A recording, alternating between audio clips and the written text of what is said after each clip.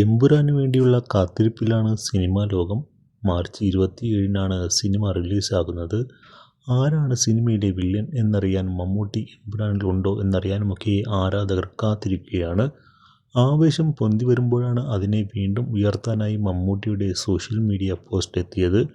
സിനിമയ്ക്കും മോഹൻലാലിനും പൃഥ്വിക്കും ആശംസകൾ അറിയിച്ചാണ് പോസ്റ്റ്.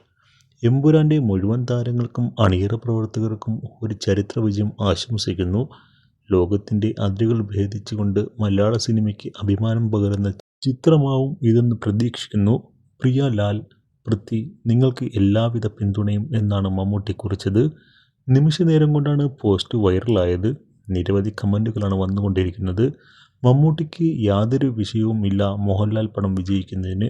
അവർ തമ്മിൽ പരസ്പരം നല്ല സുഹൃത്തുക്കളാണ്. പക്ഷേ കുറേ ബോധമില്ലാത്ത ഫാൻസുകൾ എന്തെല്ലാം പറഞ്ഞ് പരസ്പരം ഇവരെ അപമാനിക്കുന്നുണ്ട്.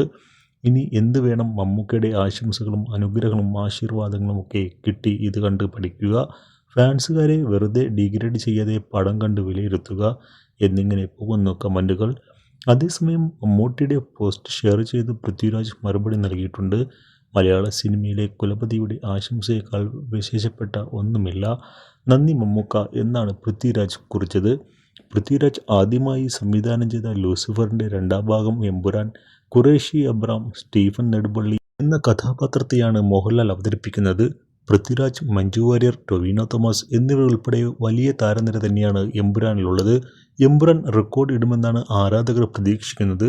റിലീസിന് മുമ്പ് തന്നെ ഇന്ത്യൻ സിനിമയിൽ പുതിയ റെക്കോർഡുകൾ സൃഷ്ടിച്ച് മുന്നേറുകയാണ് ചിത്രം. ചിത്രത്തിൻ്റെ all India advance ticket booking March 21-ന് രാവിലെ തന്നെ ആരംഭിച്ചിരുന്നു. ബുക്കിംഗ് ട്രെൻഡിങ്ങിൽ 1 മണിക്കൂറിനുള്ളിൽ 1 ലക്ഷത്തിനടുത്ത് ടിക്കറ്റാണ് വിറ്റുപോയത്.